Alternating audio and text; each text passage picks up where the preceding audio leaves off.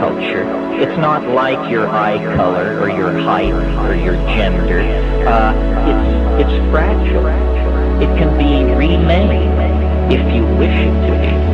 And then the question is, well, how does one download a new operating system? Well, first of all, you have to clear some space on your disk. The best way to do this is probably with a pharmacological agent.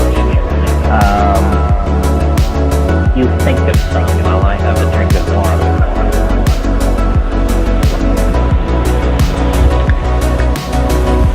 Psilocybin is an excellent disk cleaner. You can put a lot of things in the trash and have them just disappear with a psilocybin upgrade. Other pharmacological agents that will clear your disk are ayahuasca. And of course, these are gentle clearings of the disk, which take 5, 6, 7 hours. If you're in a hurry to dump that old data and leap right into the new operating system, click on the button marked dimethyltryptamine. A compressed disk erasure will immediately be downloaded, unstuffed, bin hexed, implemented, installed, run, and you will find yourself with an entirely different head. Now, shamans have always known, though they may not have used the kind of language I'm using here, shamans have always known this trick. What trick? It has two facets. First of all, that culture is an operating system. That's all it is. And that the operating system can be wiped out and replaced by something else. Many people are like, why am I not out in the streets making videos? The moment I saw that assassination, I made a vow that I would never get within 5 miles of either a communist or an Islamist. It's a shite bag. That's exactly what he is.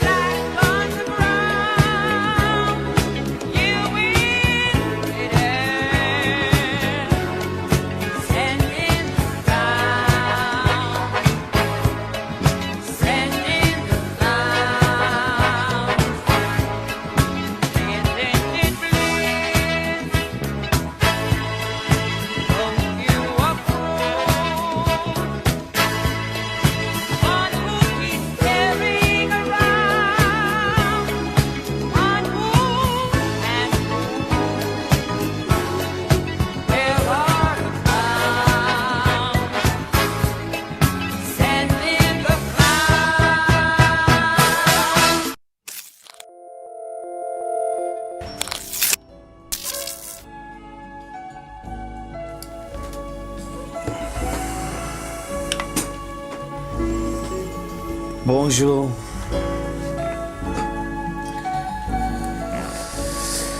$10, 10:05 on a Friday morning. Who's here? Nobody's here. Maybe I'll just go home then.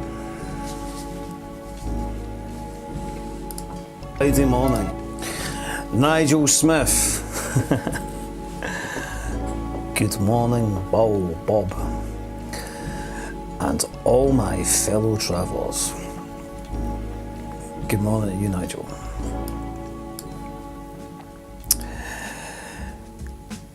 A few cats lurking in the YouTube chat. How are we for tonals? Good, bad, indifferent. Vambo Rescue. McKenna in the morning. A good start to a Friday. Bonjour, Bob. McKenna in the morning, McKenna in the evening, McKenna at any time of the day. there's just never not an appropriate time for the nasal twang of McKenna. He was a genius, like. I don't care what anyone says. He was prone to some mad vibes as well, obviously. Well, not mad, but he was a genius. There's just no two ways about it. I think he knew too much. They had to take him away. They were like, "Come on, you." That's what my mate Tam always says. it's like he knew too much, and they were like, "You're telling them too much, Terence." Guten Morgen to you, John McFadden. A few characters here in the YouTube. Is that working? Is my thing working? One of you are on. Oh, what have I done? Dave Swift, my Ross. Thanks, chaps. I appreciate the heads up. Yeah. Well, it's a rainy day, isn't it? It's a bit of a subdued morning, but we shan't let that dictate the mood. We'll get in on a wee vibe, eh? CC second, morning to you. I'll just get my coffee doing me and that, eh? There's quite a lot going on, isn't there? If you're one of these people that pay attention to politics and that, one of these strange people. Incidentally, anybody knows about these things? Okay, this one's shite. David Murray.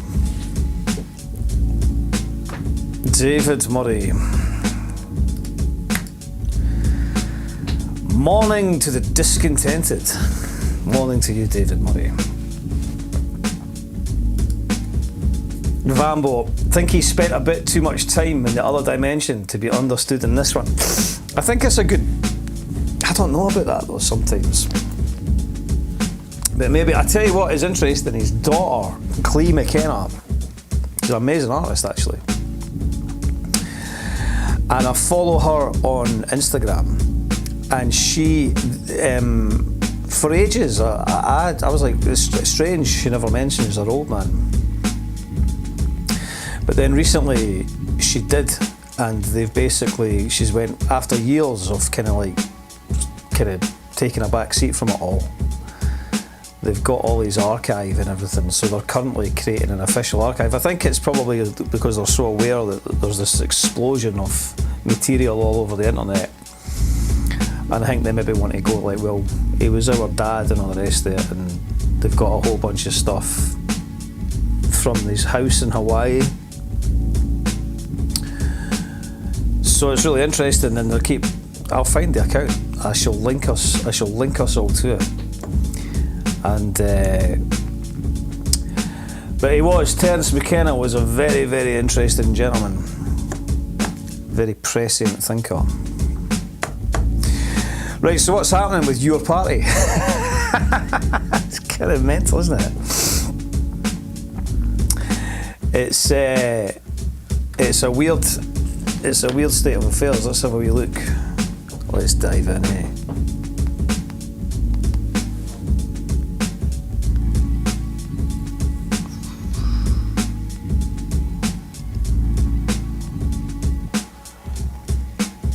I don't know why the For You for me is always a litany of absolute teapots, especially this Liam Tuff. It's a sort of genre, isn't it, of like enraged, angry cokehead. I saw a tweet the other day, or a post the other day, I forgot to bookmark it, but it was basically,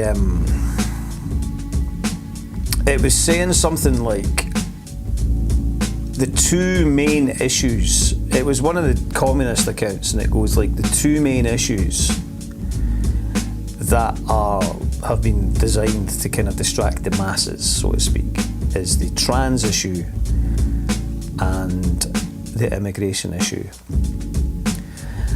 And I thought, it's interesting, isn't it, that these are both kind of quite provocative issues to the sort of fight or flight male. You know, one is like the transgressive thing of like, you know, shagging a bird with a cock. You know, like, I would never do that. 2 flights to Thailand, please.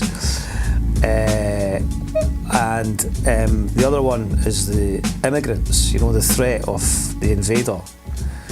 So it's quite interesting, isn't it? They're quite sort of psychosexual stimulus, or you know, one's like a sort of sense of defence or something, and they're a sort of libidinal sort of construct, and the other one's a sort of rejectory, transgressive thing. I mean, it's fucking early in the morning for me to be thinking like this, but I did think it was interesting that these are the main kind of flashpoints that have got everyone in a flurry, you know. And all these Raj sort of chingheads, like, you know what I mean, going on about the invaders and everything, and then on about the trans thing. The trans thing is definitely a pathology. You know that guy, the guy that blocked me, the Wings guy, he's he's definitely got a kink, a sexual perversion for trans women.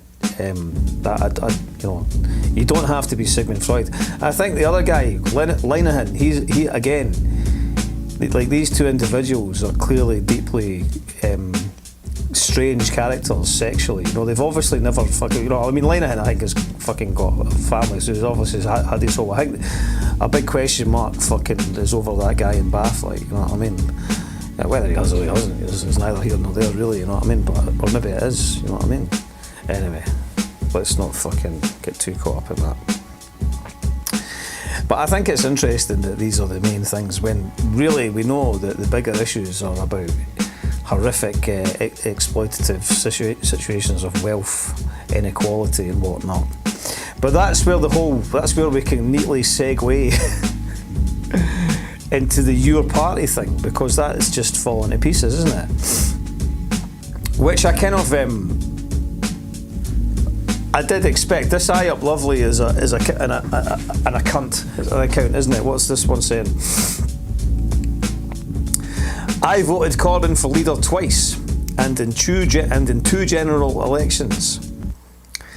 An 80-year-old man should not lead a political party in any capacity, and the former fucking David Lammy advisors around him angling to be his co-leader successor is humiliating. So the left, as it stands, or the factions of the left, are in a real state of madness, aren't they? Complete fucking disarray.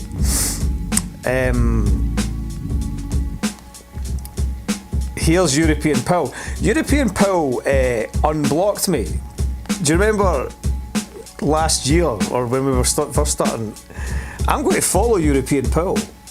I like his name. He made a video. He's got a sort of Bobby Gillespie vibe. I don't know what's going on with European Pill. He looks depressed. But I would be depressed if all I went on about was Freeports and fucking pish like that. He's heavyweight into he's a Green Party member. Fuck it. Right, well, fucking that's fucking how long we'll deal with that. Anyway, right. Unbelievable that there is now chaos within your party. I'm personally more inclined towards Zara Sultana. She has a bold, fresh new direction for the left. I think we know why European Pill and I weren't particularly prospective flatmates, like, you know. I deeply admire Jeremy Corbyn, but he should remain in the background of your party. I'm not gonna lie, I am enjoying the your party shenanigans from cocking a snook, as they say. I'm not a fan of Adnan Hussein, a multiple landlord and transphobe. There it is. It's like, look, how are we going to get a party that's not got any transphobes in it? Because everyone's a transphobe, right? It's like, and didn't get me wrong, right? I didn't like the people who actually genuinely, as far as I'm concerned, are like what maybe would be considered to be transphobes, because they tend to be not just transphobes, but publicly like massively hostile to trans people. They're also like pro-Zionist, pro-genocide, basically fascists. So it's like, I think it's fair to say that there's a section of authentic transphobe, but the trans kind of like you know, victimhood, kind of like everyone's a transphobe thing. It's like, you just need to maybe have a wee like, come on, Not everyone's a transphobe, right? And just, you know, we've had like decades and decades of like, what was it like, not the Dick Emery about, ooh, I do like him, but he's not, what's all that fucking 70s? Like, our entire cultural diet was guys dressing up as women for a laugh. And now if you laugh at them, you get the jail. It's like, come on. Come on away, fuck. Belgium drops in. Our party, your party, everybody's party. Aye, but there's a thing going on with the our party, the Ouija, the jock our party, right? Which I'm going to get to in a minute. Because I have noticed that there seems to be a sort of increased frenzy of interest in this kind of liberal emergence of this liberal party in England, and I was going like, why is there a whole bunch of Scottish cats like massively invested in what's fucking. I think there was a wee sense of Indyref. The Indyref surfboard was coming in, right? Treading water out there, waiting for the wave, waiting for Zara's wave to jump on board. Here we go, boys. Because it'll mainly be boys, eh? A whole bunch of opportunities in it for us now. Maybe there was even some potential candidacies that we don't know about. Now, there's a thought. This is Jay Dilla. You know, it takes me back. I said this before. I remember saying it before, but there was a carefree time in the 90s. I mean, it did probably correlate with the fact I was like young. Fancy that. But you know, we used to jump over to Amsterdam, like me and my mates, like all the time. It was just a piece of piss. You bounced over to Amsterdam. You'd be like, leave Edinburgh at like 6 in the morning. You'd be in Amsterdam by like 9:30 or something, sitting in a coffee shop, listening to Jay Dilla, smoking a spliff of the like strongest fucking bud or hash that you'd ever smoked in your life. Watching the fucking madness on the canal go by. Life was good. Am I just going to become one of these nostalgic fucking twats? Merry feckin' Friday all to you, Chris Breaks. Zambo, buongiorno, Bob and the Bobettes. Stop the road, haha. There's never not a right time for a haha. Aye, well, right. So, transphobic. He comes across as a man of toxic contradictions. Well, fucking what man isn't? Come on. You know, this is the part of me that struggles with the left, you know. The puritanical requirement, you know, the red lines. It's like, look, it's a your party of one person. Maybe let's go your party, everybody gets to have one. Is that the drill? Caravaggio, it's happening to you. Check it, man. We're joined by the fucking greatest Renaissance artist of all time. Do you know how much the Scottish culture is a load of shite as well, right? You know the fucking National Gallery, right? They had like last year or something, they were like, oh, Caravaggio exhibition. Caravaggio. And it was like, they had it on the side of buses and the whole bit. Remember that? It was fucking one Caravaggio painting. There was one Caravaggio painting and the rest were a bunch of paintings of guys that were like a bit like him.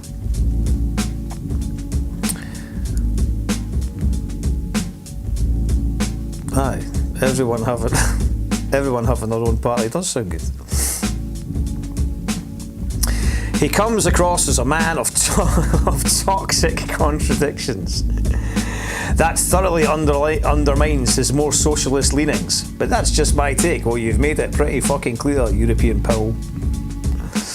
I'm a passionate Green Party member because from what I've seen and heard from Zach Polanski, they are the most progressively left party in UK politics, in my opinion. And where is that progressive leftness going to get us?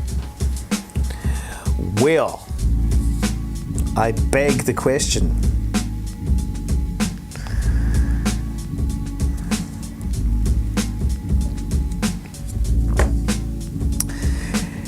Any political party of any size will draw in folks who disagree with one another on specific issues. Well, so Anthony, moderate, diplomatic Anthony chimes in. Oh, here we go. purity tests like the one Zara holds as belief standards to be adhered to are the path towards lonely leafleting outside tube stations. Look, I can tell you what, we've got the advantage in Scotland of having an exciting election next year. We're going to get a double helping of all this Rajnas, like, you know. So that is why, incidentally, look, I need to get better at this bit, right? And I'm going to get better at this bit, right? But that is why it is important to support what the X, right? There's the subscribe stuff, right? That's the wrong one. Welcome to What the X. It's important to support your exciting, lackadaisical, political and cultural broadcast, live cultural broadcast. Because if you don't, you'll just be left with Holyrood sources. Imagine that. Imagine that was your only commentary, for the only independent commentary, unless it's like fucking Martin Geisler's Scottcast. Martin Geisler watches all my stories on Instagram. Martin Geisler pays attention to everything that I do. He's never once said, Bob, why don't you come on my official podcast, eh? I'll ask you some questions about why you do the things you do. But Martin also, what was it he said? He lied about me as well online, didn't he? And then he claimed that my friends had lied about me. Such is the nature of the mainstream Scottish political scene. Electoral Rajnas, right, so let's go for some synth waving. Belgium Lascar, isn't it emblematic of the way left-wing organisations work that this has fallen apart over the narcissism of small differences? Yes. Yes, I think it is. Extremely emblematic of that. What's Katrina Grant saying? Remember I kept saying I would let you all see what you say on your respective chats? Well, I've still not bothered to do that, have I? But if you start donating, like that's what I was saying, like you need to donate. You didn't need it, you have to. So support What the X, not that. Support our Ko-fi. You can send us money on Super Chat on YouTube, or you can send us money via the Ko-fi link. Now, Katrina says, I would rather be excuse me? I would rather be touched with a scabby stick rather than touch anything with Carrie Murphy. And is that Len McCluskey's partner? Is that what this is about? Katrina, go and explain to us for the hard of knowledging what the tie is, what the link. Why is your party so hamstrung from the off? And it's to do with those who are vying for opportunity and hierarchical positions. I assume. Oh, thank you very much. You call that radio. I assume that everybody is up to speed with the fact that Sultana has now been reported to the Standards Commission or something. Is that right? Because she, in fact, we'll look at Sultana's letter in a wee second.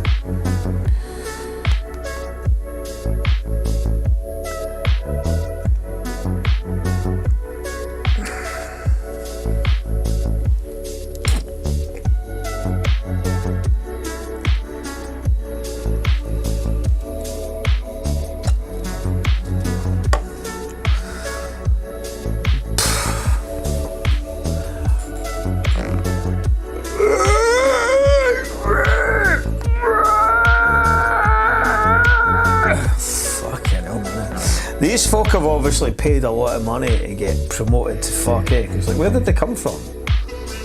It's like everywhere, like the Bosch people and that, like.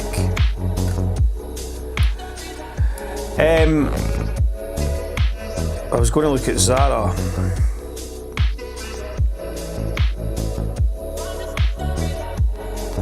Aye, that's true. A lot of truth in that. There's that famous quote about the glasses, you can put them on, that guy's going, you can put them on, but you can never take them off once you put them on. Right, where's Zara's thing? Oh, yeah, that's what I wanted to Craig Murray's letter. There's your champion socialist. Your champion, I didn't say champagne. Nothing's too good for the working class. A Vogue photo shoot. There you go. That's what we're looking for. Where's the letter? Did I not? Yeah, here. So here's the letter. She goes,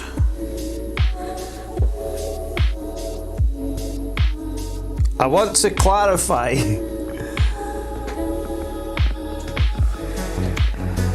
What am I meant to do? My big head's in the way. I want to clarify the situation regarding the membership system for your party. Neither of this week's emails had the dual authorization of both myself and Jeremy, which was the agreement made at the start of this process. After being sidelined by the MPs named in today's statement and effectively frozen out of the official accounts, I took the step of launching a membership portal so that supporters could continue to engage and organise and send me money. Engage and organise, aka give us money.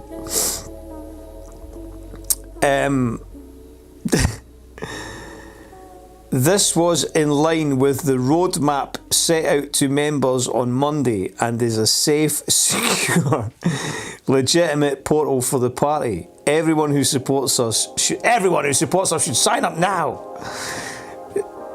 It's like a coup, isn't it? They're wrestling for control of the party. My sole motivation has been to safeguard the grassroots involvement that is essential to building this party. Unfortunately, I have been subjected to what I can only be described as a sexist boys club. It's off to a fucking flyer, eh? I have been treated appallingly and excluded completely. They have refused to allow any other women with voting rights on the working group, blocking the gender balanced committee that both Jeremy and I signed up to.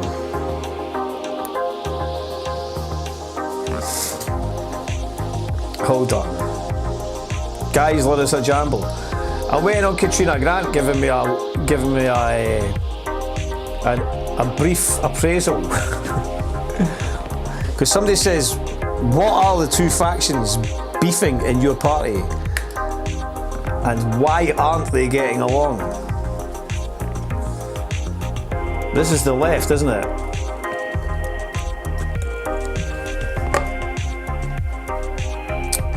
So, is it a power struggle or an ideological thing?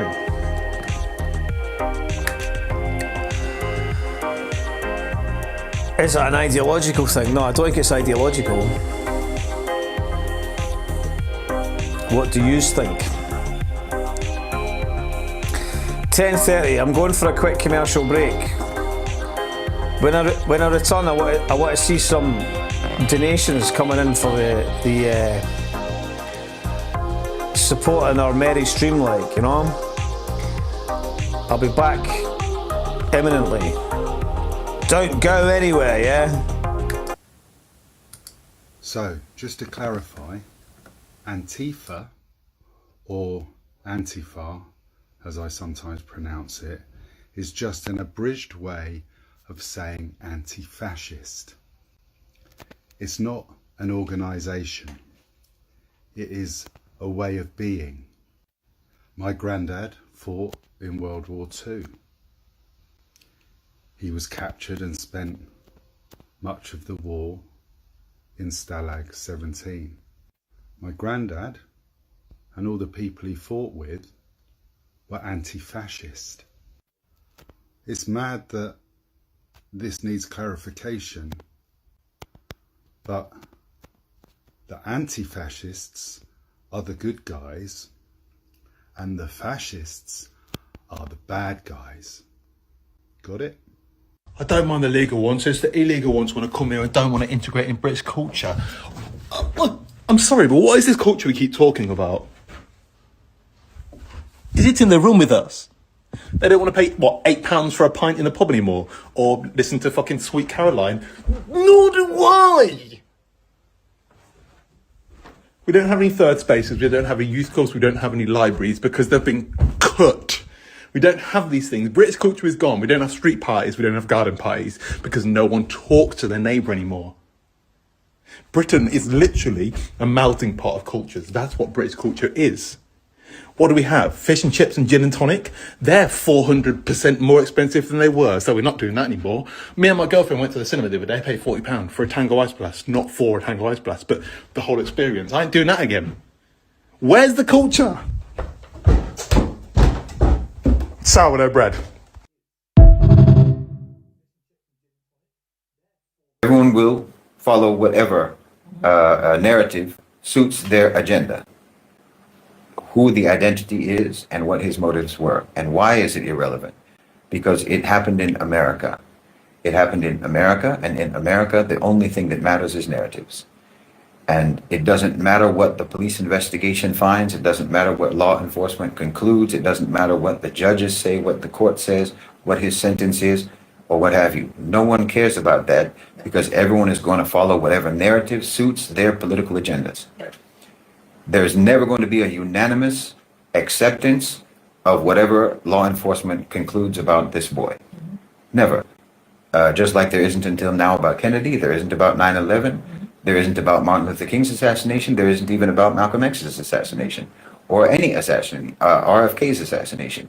There's no consensus, there's no, not consensus, there's no unanimity. Everyone does not accept the official version, and that will be the case with this case. Everyone will follow whatever narrative suits their agenda. Yeah, today and years from now. So if the killing happened in a civilized country, in an intelligent country, then it would matter who did it.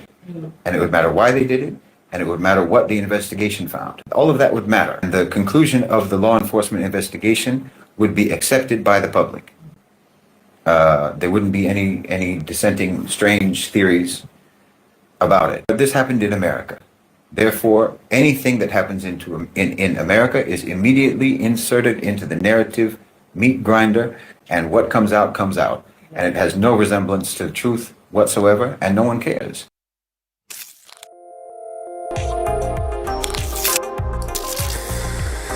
Right, okay. So, Katrina reckons that there's a clique around Carrie Murphy who is lent. It's all quite sort of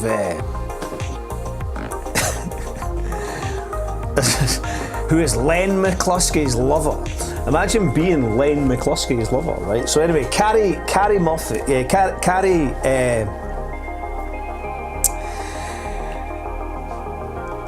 Murphy. They have the money. So it's not, thank you for the donation. It's not about ideology, and it's not about power. It's about money. Sultana made a mistake in tying herself to Corbyn. Sharon Graham from Unite has exposed the corruption of Len McCluskey, right? So basically, it is a total shit show. But what I don't really understand is, I don't really understand why. Oh, what's this here we've got? Yeah, you beat me to it. I was going there, Freddie. I was heading right there because I had posted last night. I had been reading. I didn't read it all, so I thought I'll read it now. But the ambassador is spoiling us. Money and power. Cat Grant says, money and power. There's a thought. Now there's a heady combination. Right, let's look at Craig Murray. You know, people don't like Craig Murray. Like, I tell you who hates Craig Murray is Mike Small. But that's just class rivalry, you know. It's because Craig Murray is slightly higher up the middle class food chain than Mike, and Mike just despises that about him, you know. But Craig Murray is classic, you know. He's prone to like, and you know what, right? In fairness to Murray, I'm like, we'll get Murray for a chat, I'm sure. But he's not incapable of being self-depreciated and having a bit of a chuckle with himself. Did that just give me that? Nah, I've never done that. That's what the Laird is always moaning at me about. The Laird wants me to make this like this, Ken. Oh, doesn't he do it? I can't make it like that without some jiggery pokery. Anyway, right.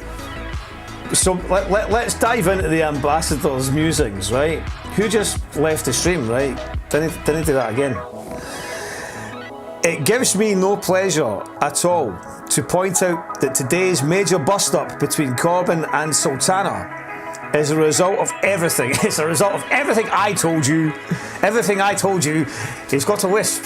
Everything I told you a few days ago.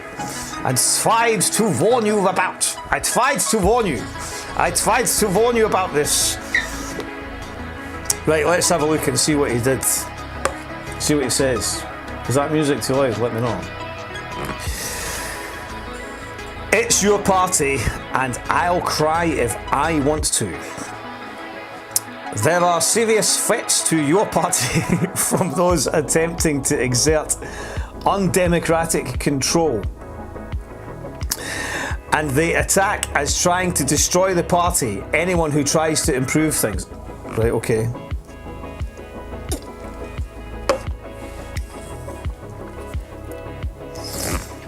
The Labour Party is now centre-right, and the large majority of us to the left of it were delighted when Jeremy took the plunge to launch a new party 10 years too late.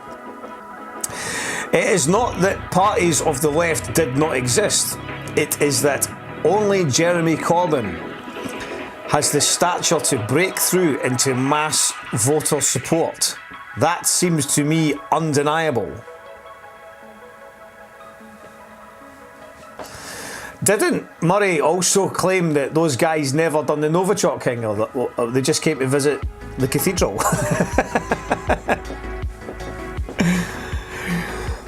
My own view is that it would be crazy for anybody other than Jeremy Corbyn to be the first leader of your party.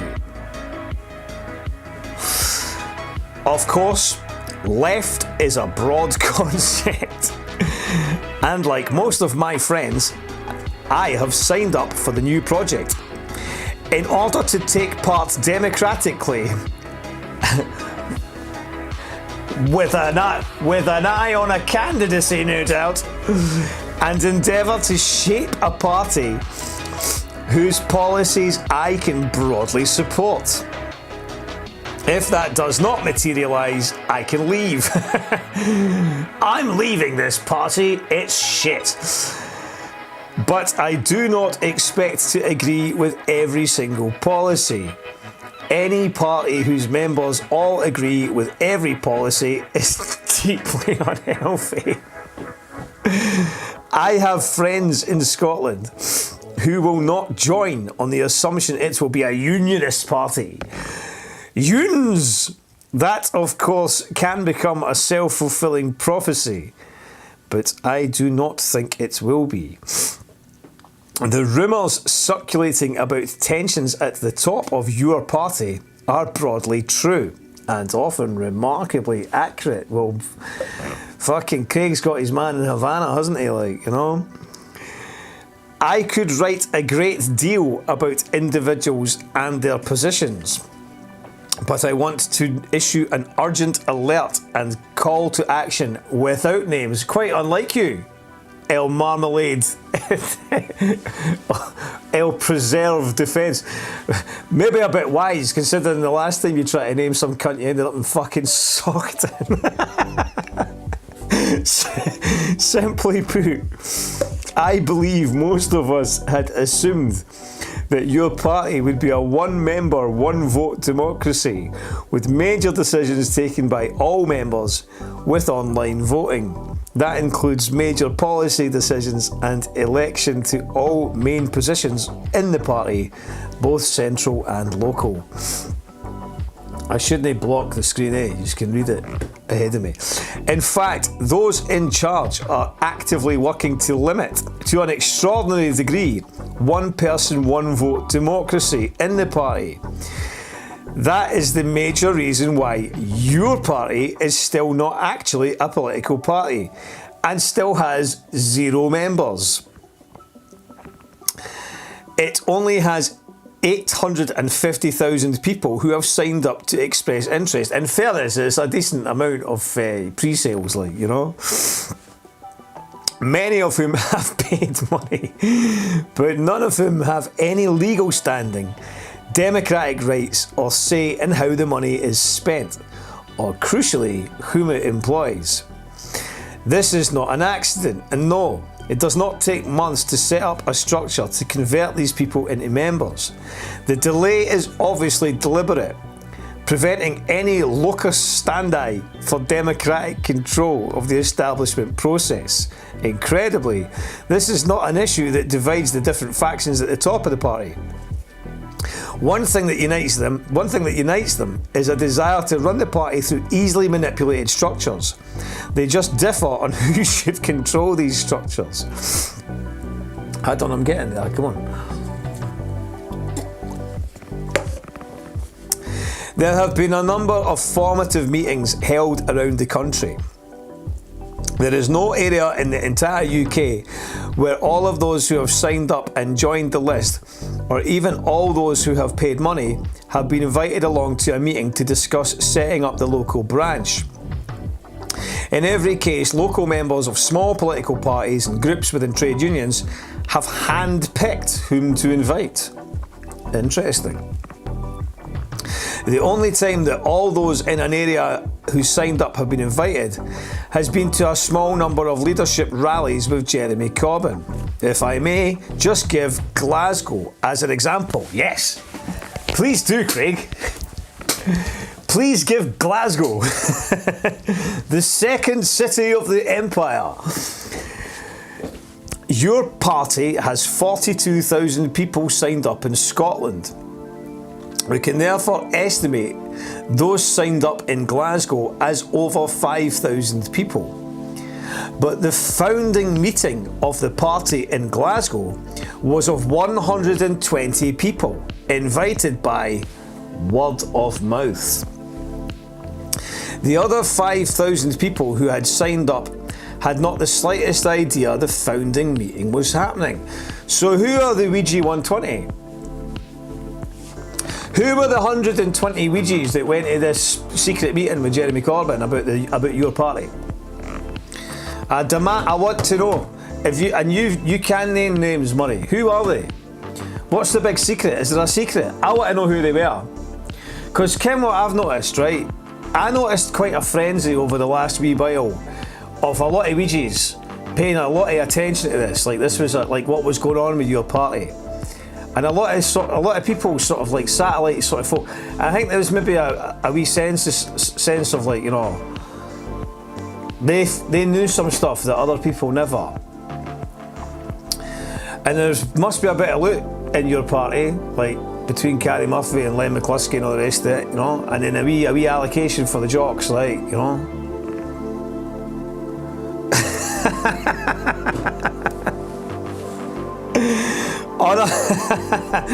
On a larger scale, how much has got to go? I'm not reading all that, Craig, right? Anyway, that's the only bit I wanted to read to, right? So anyway, we know the drill, right?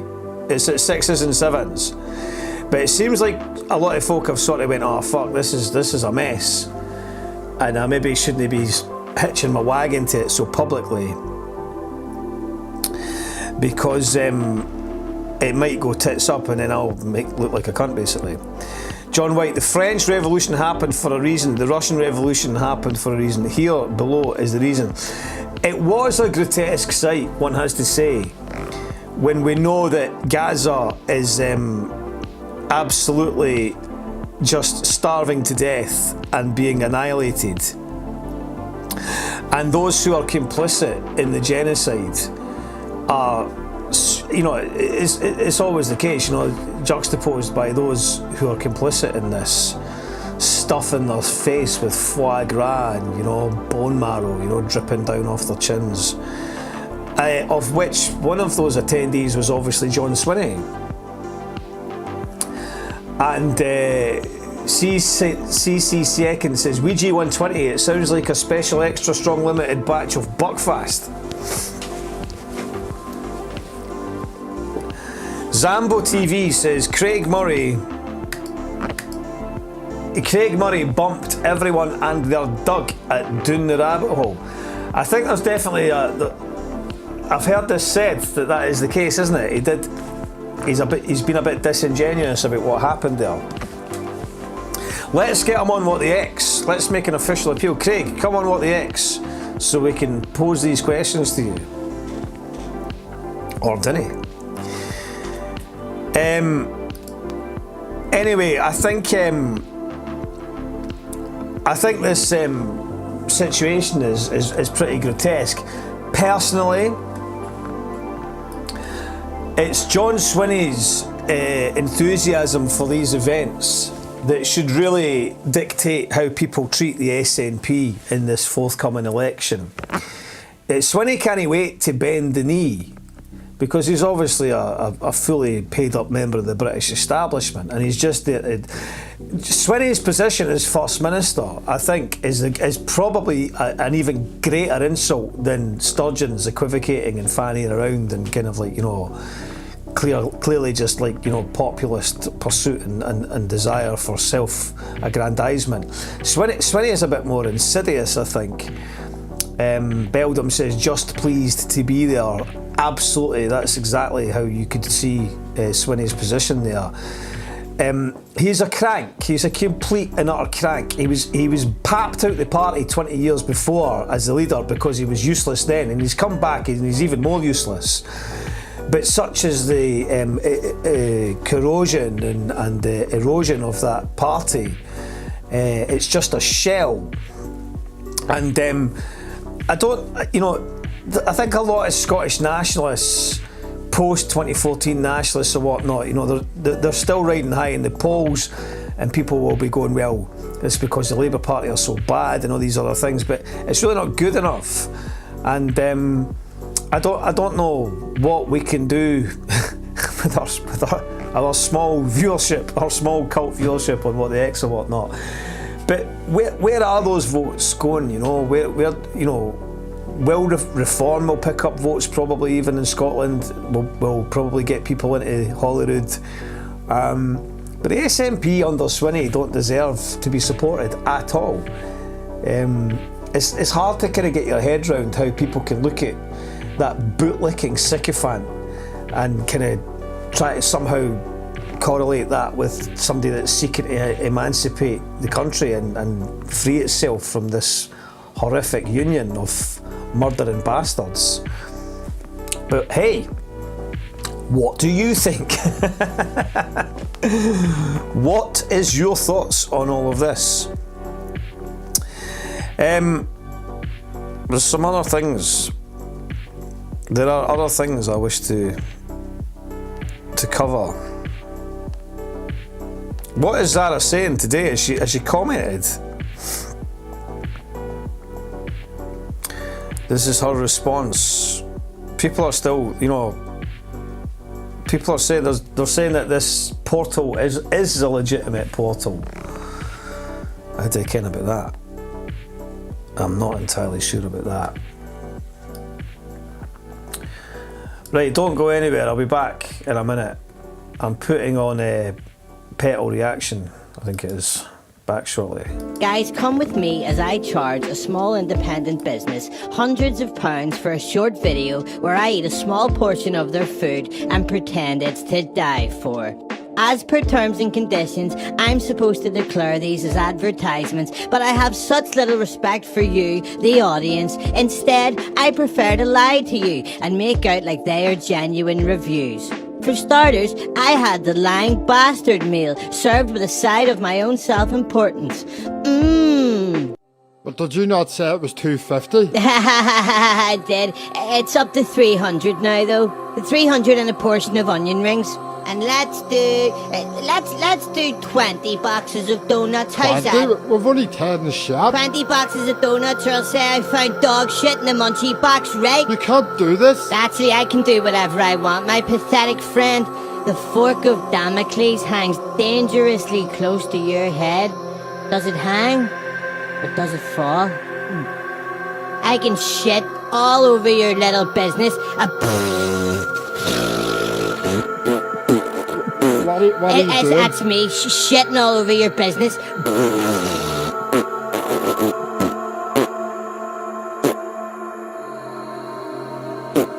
You probably don't need to do the sound effects, like. Oh, but I do, mate.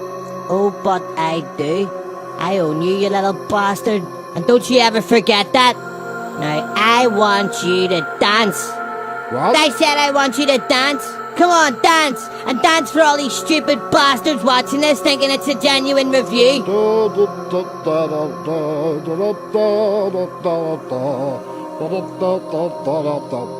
You make me sick!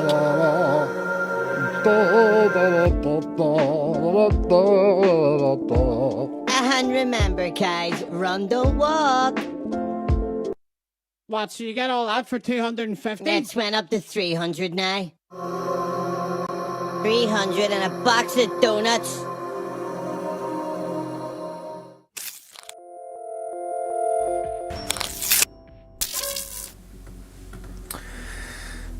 Right, so what I noticed was that the Workers' Party, George Galloway's party, and I was reading it. I didn't read it all, but I'm going to read it now.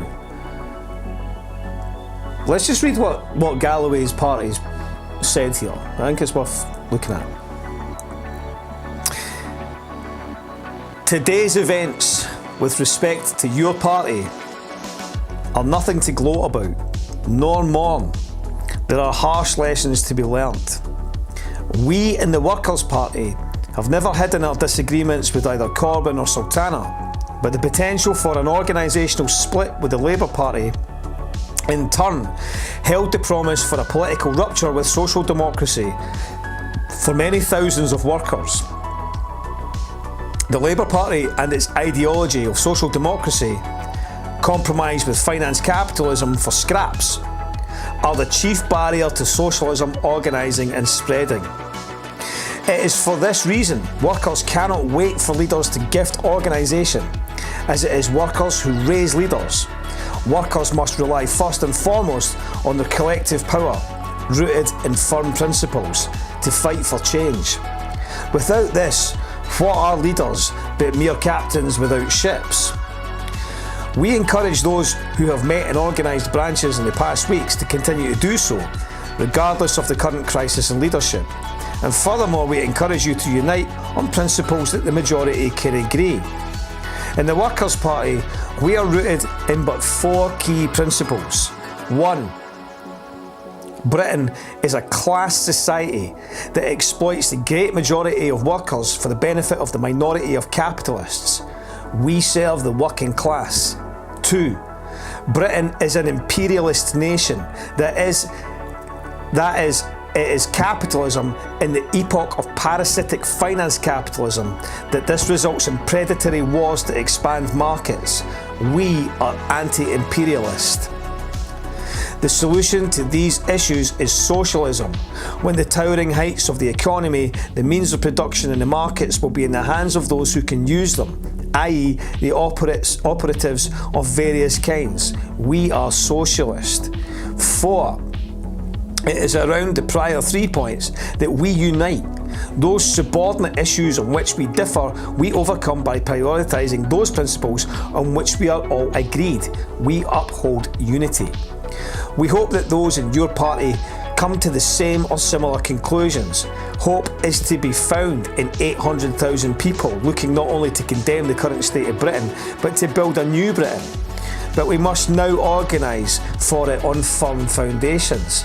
Now listen, right, whatever people say about George Galloway prowling around like a cat on Big Brother, or, you know, meeting nefarious people, or being contradictory on Scottish independence, or shifting his position on these things, being a populist guy, being a bit archaic with some of his perspectives on sex and sexuality and all the rest of it, right? I'm not being funny, right?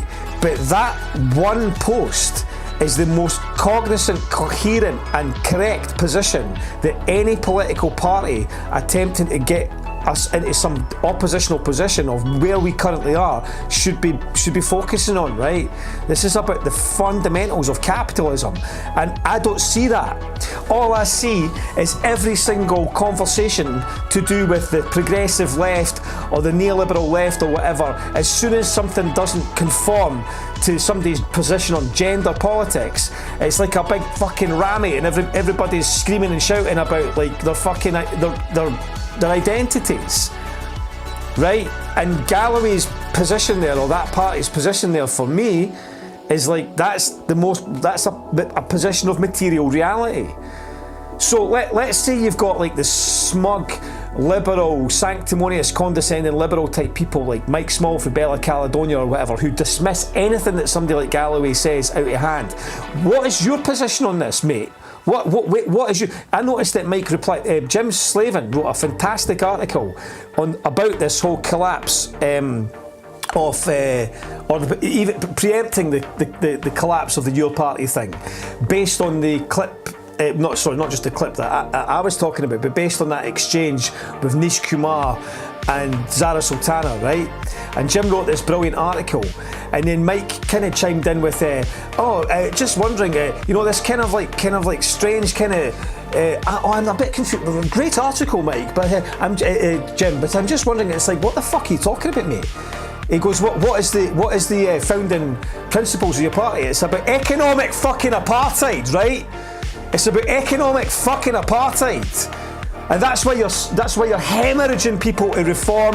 That's why you've got saltires now being co-opted by the fucking anti-immigrant fucking cuntos and all the rest of it, because you fucked it with 10 years of exceptionalist shite and the worst poetry that could ever have been written in fucking the history of humanity. That's what you fucking served us up as a culture, you bunch of fucking arseholes. And now you're going, oh yes, because why, right? Because they simultaneously hate the working class but are terrified of the working class mobilising unless they're in control of it. That's what this boils down to. I will share my playlist. Alan, let me make a point here, Alan, whoever you are. Bob, go and share your playlist, right? I would like to make an apology, especially to Leo Soki, who is currently having a wonderful time in the most beautiful place, Sicily, which if anybody ever gets a chance to go to Sicily, go to Sicily. It's fucking amazing. I loved Sicily. But one of the reasons I ask people to support What the X, to donate and all the rest of it is, right, because there's a lot of work, right, and sometimes even just getting the wee things, dotting the I's and crossing the T's of putting in all the information and stuff on a stream or whatever, it's like, I'm knackered. I've not really got. I will do it. We'll get it done, right? But we build the website. We're doing a lot of stuff. We're running at full capacity. We're doing it pretty much off our own back. But don't worry, we're not going anywhere. But that's why I'd like people to support. We are trying to raise a wedge of loot, and that'll all get put back in, and we'll improve the stream. We'll improve what we're doing. We'll be bringing guests in. There's a whole bunch of stuff that we're going to be doing, and it's going to be exciting. I'm excited, despite the chaos. I'm excited. But let's get back to this crucial point. You know, I've been banging this drum forever. I don't care whether people want to recognise or acknowledge where I'm correct or where I'm incorrect or where I've been particularly ahead of the game on certain issues. I didn't need people to point out. I care myself. But at the end of the day, we are in a really, really bad period of time. We have a billionaire, Raj, who runs this platform, who is stoking chaos because that's what he's into, because he's a fucking Raj. and we don't have any effective defence. The problem is middle class people always want to be in charge of everything. They always want to be in charge of everything. What's Jonathan Shafi saying? Somebody says to me, like an accountant followed me last week, and by the way, thanks to all the new accounts that have followed me as well. I'm noticing a lot more people are following me of late. Much appreciated. Jonathan Shafi says, there is a mantra about internal democracy, but it has limits. The 900,000 want effective and strategic leadership, not facilitated group work, post-it notes and constitutional wrangling. The problem in your party is the lack of centralism, structure and coherence at the core.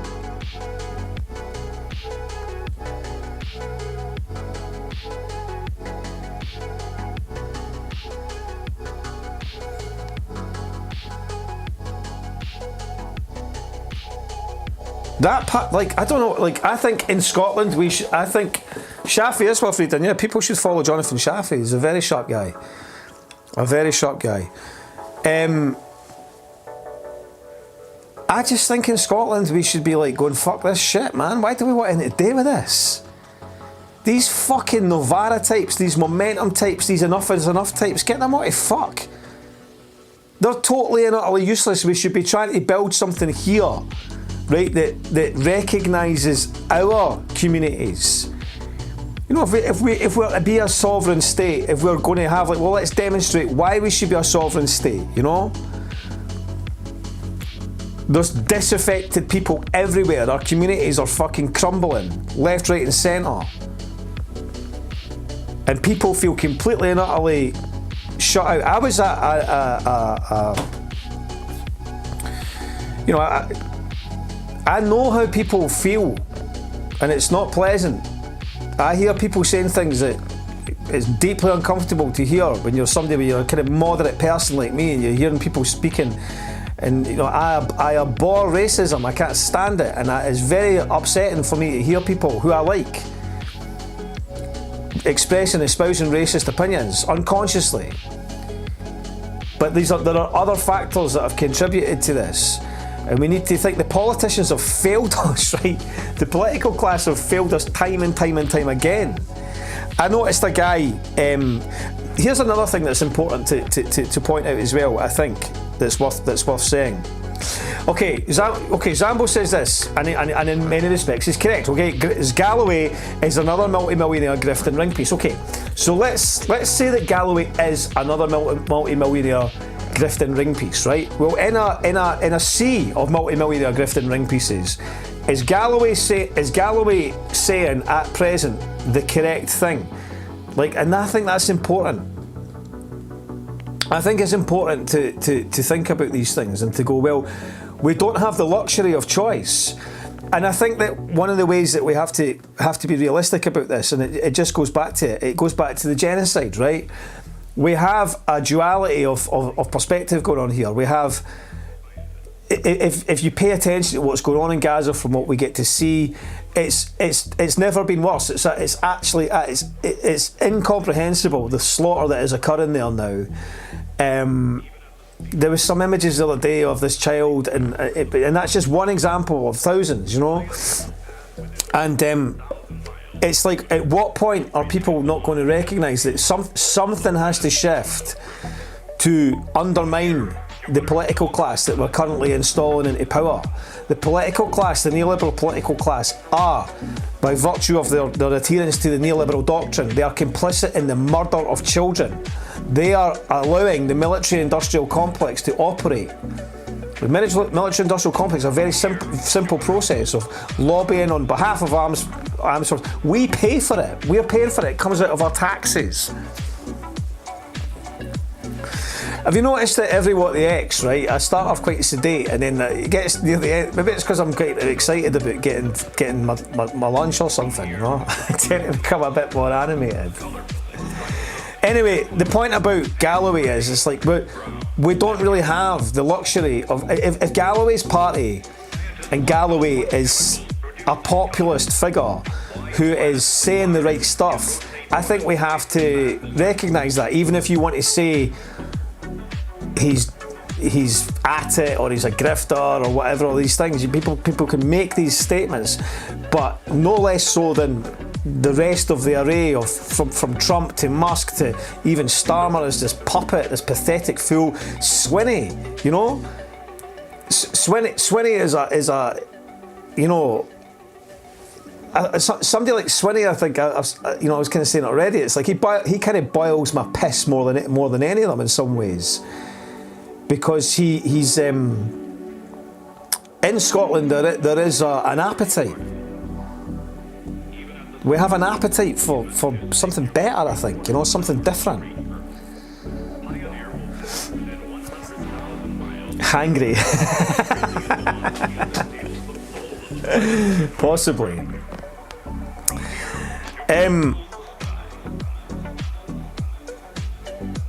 Now, let me go back to my what's Steve Hall. Steve Hall, again, if you're on X, follow Professor Steve Hall. He's a brilliant guy, fantastically astute.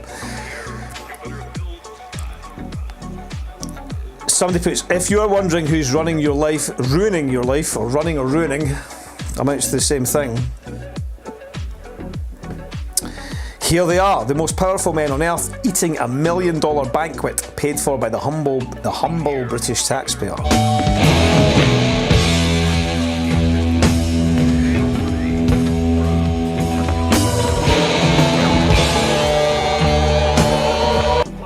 So don't tell me that I'm not. Could you hear that music there, by the way? I don't know if I had my...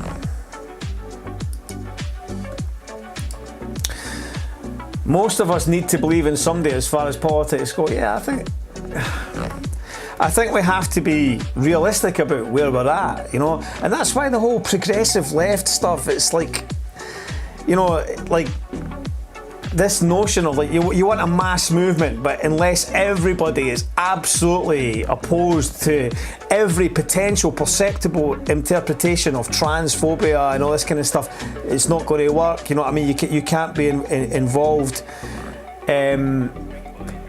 It's not sensible under these current circumstances, and I'm not saying like that means therefore that you have to actively encourage, you know, indignant, hostile views or something. I'm not saying that. I just think people need to be a bit more, significantly more realistic. Wait a second, is this thing? Is that on? I don't know if that was there. Right. Steve Hall says, ask yourself the most important question of the day. Do you really want your lives to be ruled by these soulless money grubbers? Endless war, debt, austerity, and insecure, servile bullshit jobs? Then ask yourself what you're going to do about it. Come on, he's right, man. He's right. You know, of course he's right. What are you going to do about it?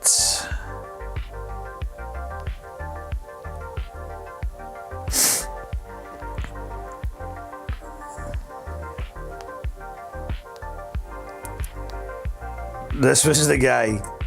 Whoa, this is your Green Party types. Jesus.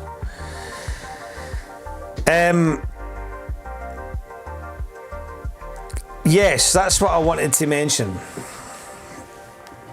There is the liberal left, right? The progressive liberal left, or the neoliberal left, I would like to call them, or those the denizens of the vampire castle, as Fisher would have called them. The liberals that co-opted the left and expunged it of all class and alienated working class people and all the rest of it. Yes, they have a significant part to play in our cultural, our socio-political and cultural malaise. They are smug and entitled, they are inherently class prejudiced, they are snooty and angry and pissed off that they exist at a post-Blair, post-commodified fucking education thing where they go and pay for it but they've not got anything to show for it, they can't do anything. But they are also not the sole reason for what we're going through at present. And there's a lot of people, liberals as well, who have jumped on board this attacking the left and blaming the left because they're so angry, they're so contemptible towards, like, basically young folk, trans folk, all that kind of stuff. It's like you're not going to stop trans guys, trans women, men dressing up as women and thinking they're women, or their young contemporaries, supporting them and believing that. You're not going to have any impact on young people. That's like fucking moaning about Elvis swinging his hips. And there's also a question of power here, and the individual autonomy that somebody might be expressing under that, from that position, has got no relationship to, the absolute ruthless exploitation of landlordism, of our councils and our local economies being stripped of money, our public areas being privatised, the complete transferal of public into the private. And I think that whilst it's correct to, identify those sections of the left who do operate in an unpleasant and nefarious way, to suggest that the left are responsible for the rise of fascism or the descent into horrific funded genocides and all the rest of it, because it's all tied to capitalism. So to suggest that the left are somehow responsible for this, that's completely incorrect. And I've seen some educated people making some pretty horrendous takes over the last 24-48 hours on that basis. I didn't agree with that at all. And then you have all the paid shills online. I'll give you an example. That pussyhole who blocked me, the Wings guy, right? He's so into debate that when I pointed out he ran a block list, he blocked me. He's a complete coward. But he not only is he a coward, he's either getting funding by Turning Point or some section of the right, or he's pulling his sphincter open to fucking get it inserted in there, because he's basically assimilating to the Zionist-funded attack on anything to do with anyone that's pro-Palestine, including the ice cream dudes, the Ben and Jerry's folk in that. They dug up something that Ben and Jerry's officially stated about some trans charity thing from years ago, on the same day that the guy left the company on account of Unilever's position on Israel. He was tarnished as some kind of this guy's some fucking crank left-wing fuckwit and all the rest of it. It's like, that's not the case. This guy's anti-fucking genocide, which is the same position that anybody with a heart and a fucking brain should be.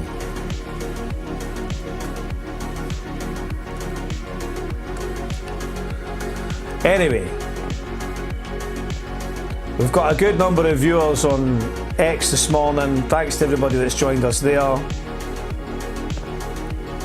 Now, on account of all this left-wing splitting, where is it? Where's Darren McGarvey? Darren put this by Jim Moynihan, and I watched it this morning, and it's brilliant. It's an old poem of Jim Moynihan's about the left, and I'm going to play it now before I return to close. So. Here's Jim Moynihan at some Ouija performance somewhere, no doubt, but it's very good, so I'll pop this on just now. And I have to it's been a while since I did this one, so I'm just trying to remember how it starts. Yeah, I wrote this just after, or about the G8 protests, and we're up at Glen Eagles and we're marching together, and that great feeling you have when everyone comes together and you think everything's possible. So this is called the United Left. So there was the FBU and the RMT, Greenpeace and the CPGB, the SLP, the SSP, who at the time still, but only just, incorporated both the CWI and the SWP. There was Maoists, Trotskyists, anarcho-syndicalists, Democrats, Republicans and Marxist-Leninists all marching together with one goal in aim, handing out leaflets that were roughly the same, saying stop the war, stop the cuts, save the planet, save the schools, get up, stand up, fight back, break rules. And I couldn't help but wonder, if we could harness all this power, I mean the conditions are just right, cometh the movement, cometh the hour, a conference was called.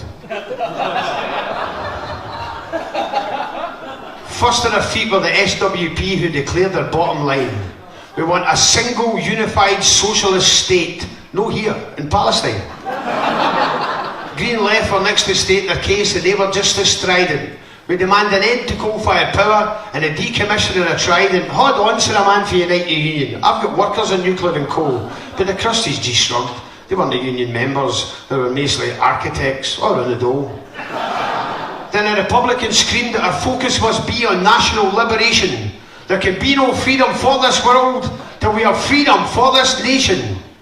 And I couldn't help but wonder, I could have just stayed at home. Watched the telly, phoned a pizza, read a story to the rain. But then a calm descended over all, through a heartfelt spiritual plea, for the only true neutral in the hall, a Protestant minister for CND, who asked us to stop and think for a while, but what had brought us here together, about the power that lies in communion, instead of sniping at one another. But that harmony was shattered by a Lanarkshire galoot, who said, the only way you can count us in is if Tommy Sheridan's out. And I couldn't help but wonder, some hills are just not worth the climb. Whose idea was this again? Because it's a fucking waste of time. But there was just one consensus to emerge for all this lunacy, and that is, there is nothing as divisive as a call for left-wing unity.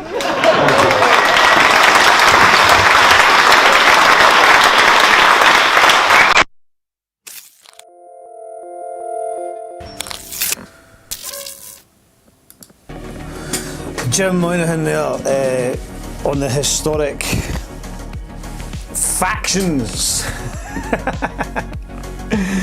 Left-wing factions. Right, see, before I go, what is going on with Douglas Ross? Can we figure this out together? Because I've just, like, what is going on with this? Does anybody know? Does anybody want to help me out? Hold on a minute, what's this?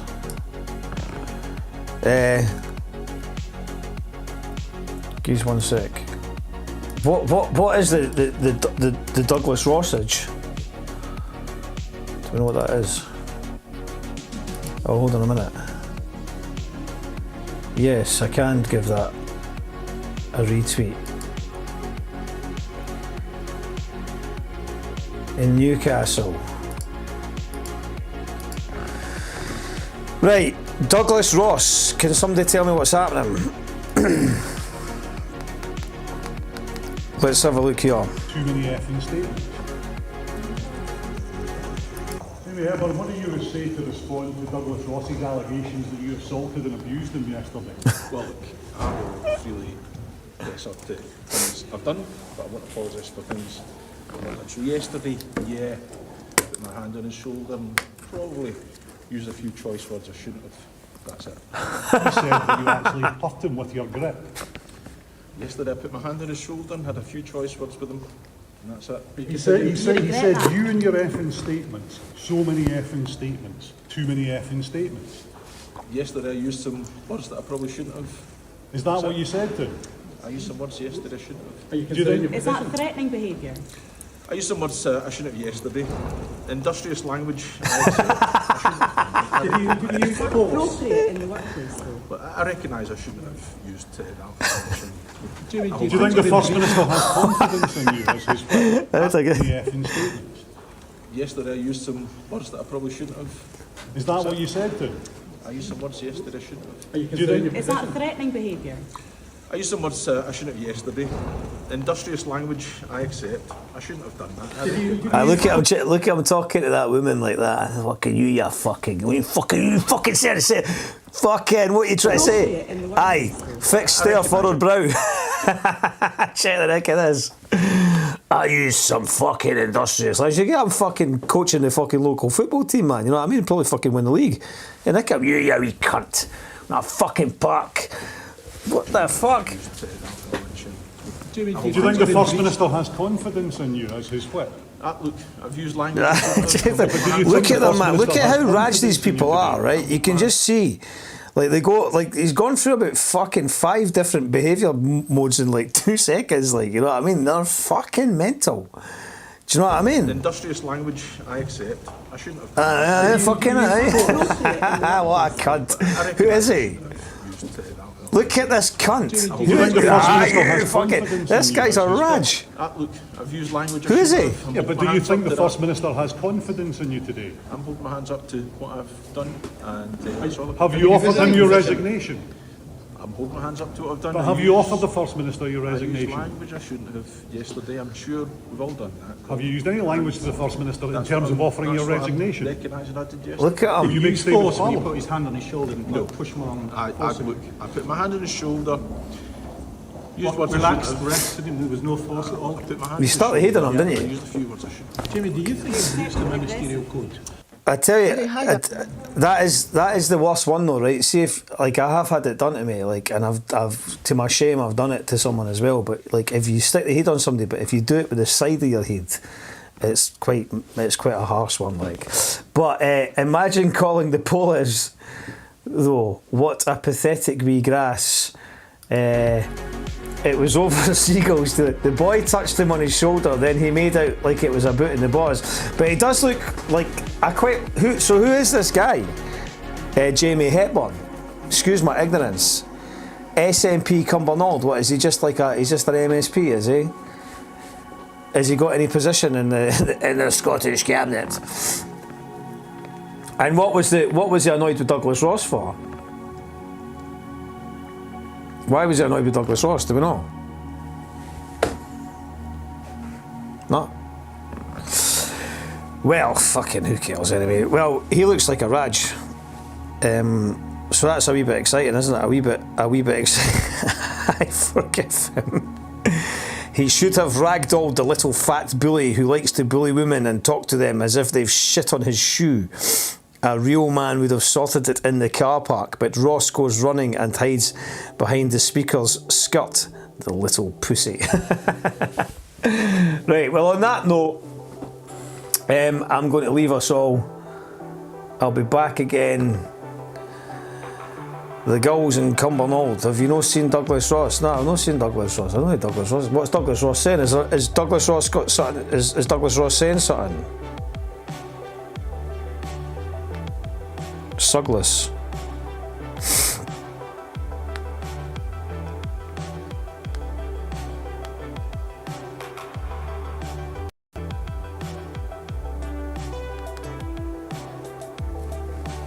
Has Douglas Ross said something? Is this him here? His grab got stronger and stronger. His words got louder and more aggressive, and it was very clear he was getting angrier and angrier, and he was struggling to control his anger. What was it about? It was about asking for too many statements, and the language he used was, you and your effing statements, so many effing statements. Do you think I've got effing time for your effing statements? Jamie Hepburn, what do you say to Is that it? Yesterday I put my hand on his shoulder Oh, and had for a few choice fuck's sake, Scottish politics. Right, I tell you what, it's been a very enjoyable Friday morning. I hope everybody has a Barry weekend. I'm going to leave with Meryl Streep, Death to Landlord. Meryl Streep are playing this evening at Cabaret Voltaire. I might try and get myself along. Brilliant outfit for Dublin, and highly recommend. So maybe I might see some cats down there, or maybe I will not, because I will not ken who you are unless you let me know, unless you say, I'm fucking such and such that watches What the X say. Or you might just be like that, there's that cunt on the fucking What the X. Have a nice, imagine existing in that parallel world, indeed. Have a great weekend. This is Meryl Streep. It's a great track. I'll catch you soon. Ciao.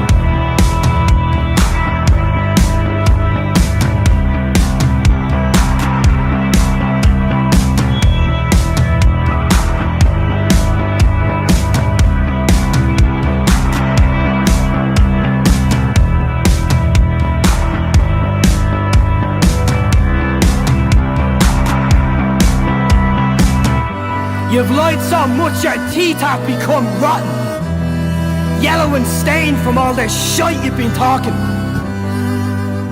And it's left to us to pick up the pieces with smiles on our faces. Ah!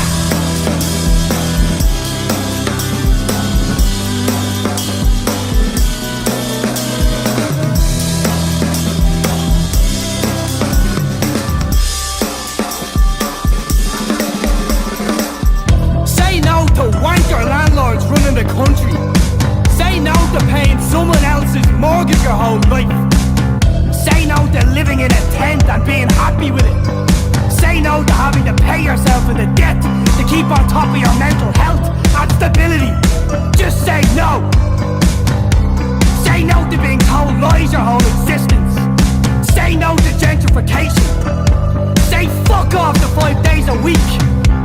Listening to some prick telling you how to lift a box. Just say no. Say no to being hard-working and getting stuck next door to your whole life to a wife-beating morphine legend. Say no to Tato and yes to King. Say no to bus drivers who can't pretend they love their job for 2 minutes.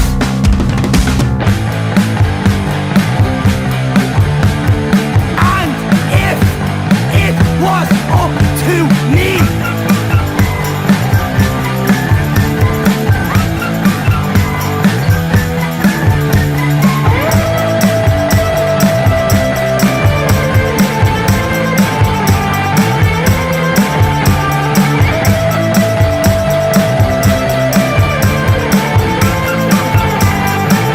I'd have your head in a fucking plate.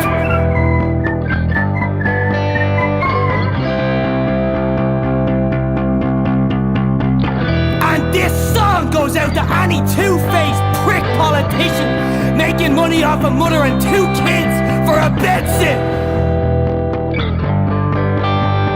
Your day will fucking come, but I'm here to tell you. You've abandoned the last shed of decency you had left in you. You fucked us. And I'm supposed to be quiet, proving to have a head like Gemma O'Doherty with no brain cells to rub together. Just like her, you've got to prove yourself once again. This country's fucked, and it's us picking up the pieces for you. Yet again, it's us picking up the pieces. Doll errand bar, hopping every fucking day, cause you clowns can't fucking figure out what to do. I get panic attacks daily because of your fuck-ups, and I'm supposed to smile. Fuck you. And take this song with you. And I've opened enough fortune cookies to know my wish isn't coming true. I hope you're happy with your salaries and your raises and all the big heads in RTE